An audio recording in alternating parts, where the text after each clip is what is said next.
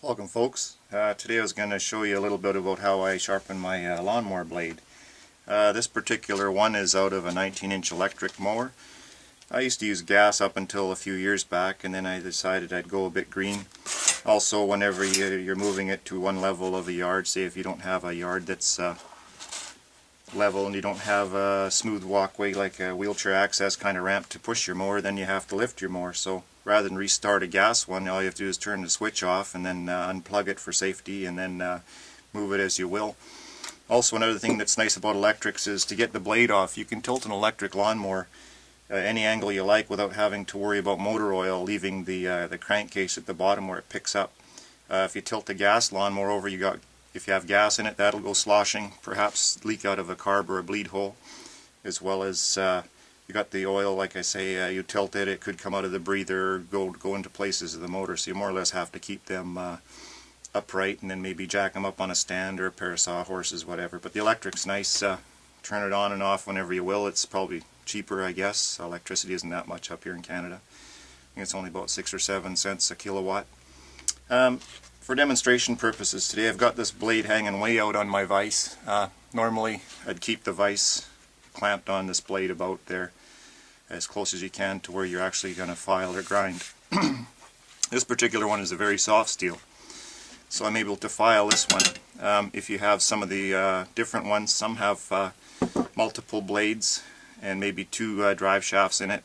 This is just one long blade, and it's a soft metal, so I can just file and maybe hone up the edge. It doesn't last all that long. Another thing too is you don't want to let these blades get too dull when you're cutting your grass, because then you're not cutting, you're just sort of clubbing the grass and tearing the end of the grass blades, and that doesn't make for a very healthy lawn.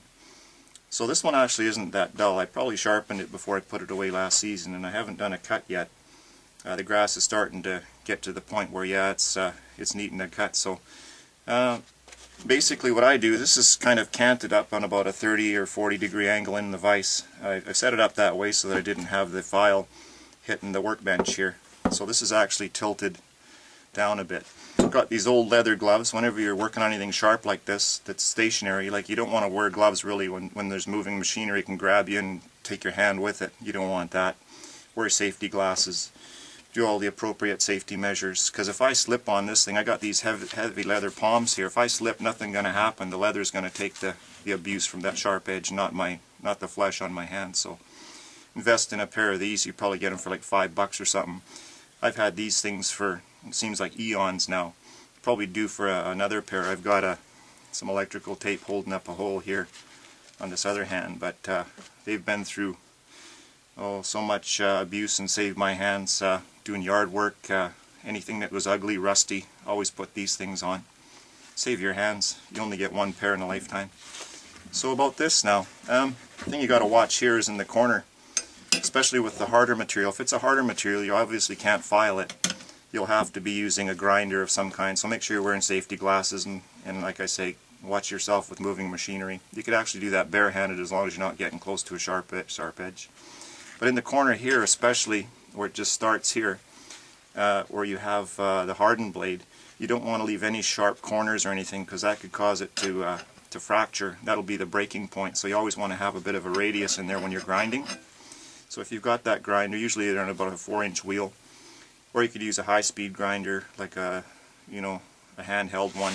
The smaller ones, the stones don't hold up that well, but if you get like a 4 or 5-inch grinder, would work perfect for that. Just make sure that do it outside or somewhere where it's not going to cause a fire. You've got sparks flying everywhere at that point. Like I say, the safety glasses are a must. So always, irregardless of what blade you're using, always try to leave a bit of a radius here. For this one here, it's soft to file, so I just use what they call a rat tail or round file. And in that corner there, you just don't want to have any sharp edges, because that's where it's going to break if you leave a sharp edge. Also, they can get chewed up quite a bit with rocks. You hitting rocks or whatnot. Don't worry too much about that, as long as you're not getting into really sharp edges. If they're like dull blows, you're okay. That part of the blade, you don't want to grind half the blade away to get those out. As long as the majority of the blade has a cutting edge on it, you're fine. Generally speaking, most blades you just grind or file the one side, and the other side you leave it flat, bottom side, depending on the blade design. This one has been banged up so much that I actually had to take a bit of a a file to the back side to get an edge on it, otherwise I'd take the blade back way too far. Okay, so let's get started then. So basically, file away from yourself. You file into the edge, but make sure you're wearing some kind of a safety protection. I got these heavy gloves here, leather palms, so if I slip, no problems. The glove's going to take the abuse, not my flesh. So here we go. This is kind of flimsy here. I got to stick it on the vise. Like I say, normally I have it clamped closer for rigidity purposes. So here we go. Kind of support it. You can watch where the shiny spots. Usually the blade, when it's been used, is dull. And you'll see the shiny marks. You try to recreate the angle that it was originally at. So just basically nice, about 1 stroke a minute.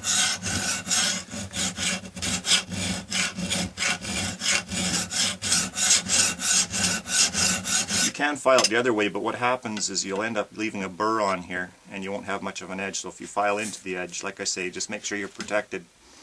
You can go along linear wise is fine. But if you go into the blade, it'll actually give the blade metal will support the filing action. So just keep going like so. You watch how shiny that gets. Try to do it evenly. And when it comes to the other end, when you do the other side, try to take an equal amount off to keep the blade balanced.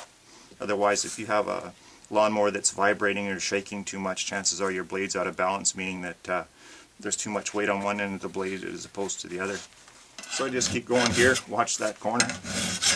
And when you've got it reasonably looking sharp, you can just touch the bottom edge. I would actually flip this over if I was doing it, if I wasn't making a video out of this thing. So there's basically sharp there. Round one, do the corner, blend everything in here. Just make sure radiuses are always the strongest thing of any machine part or any manufacturer. Doesn't matter what it's made of, plastic or whatever, you always want a rounded corner for strength. So once you've got it to where you want it with the file, then all you have to do is, what I do is get a honing stone, just any dollar store one will do, medium grit kind of thing, and you can just go along it or into the blade a little bit on both sides and bring up the edge, just basically like so, into the edge slightly. That way you've got the metal backing this. If you drag it away, what you end up doing is leaving a burr on the edge. Like I say, always protect your hands. You slip on something that's freshly sharpened, it's just like a knife through butter, you'll cut yourself, so make sure you're protecting your hands. So you just give it a few rubs like that. Same thing on the other side.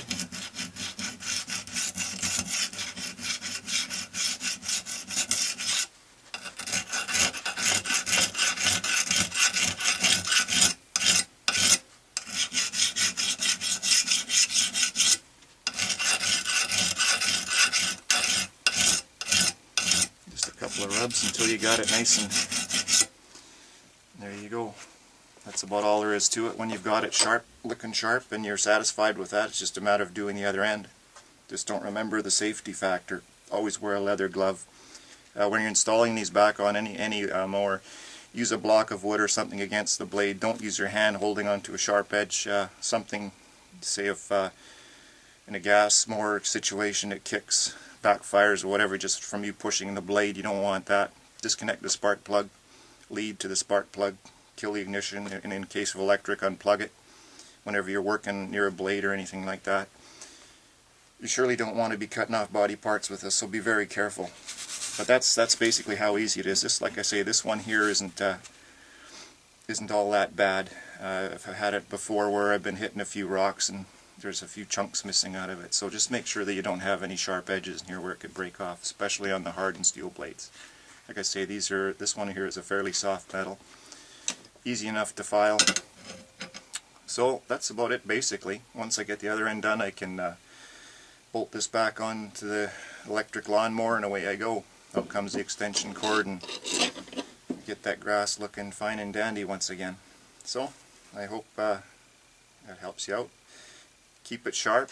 Always keep it sharp. You don't want to be, in the case of a gas or electric mower, you don't want to overload the motor in any case. Always keep your blade sharp. Take a look under there once in a while. and make sure that it is sharp. I mean, you wouldn't want to do carving your turkey or a roast with a dull knife. It's like taking a knife and flipping it over and trying to cut through with a dull side. It doesn't work very well. So by keeping it sharp, there's less strain on your motor, whether it's gas or electric, and your lawnmower won't be a chore so much. You'll actually enjoy cutting your grass because it's actually cutting and not just clubbing it. So remember the safety, eye protection, leather gloves, and that's all you have to remember. So take care, folks. Bye for now.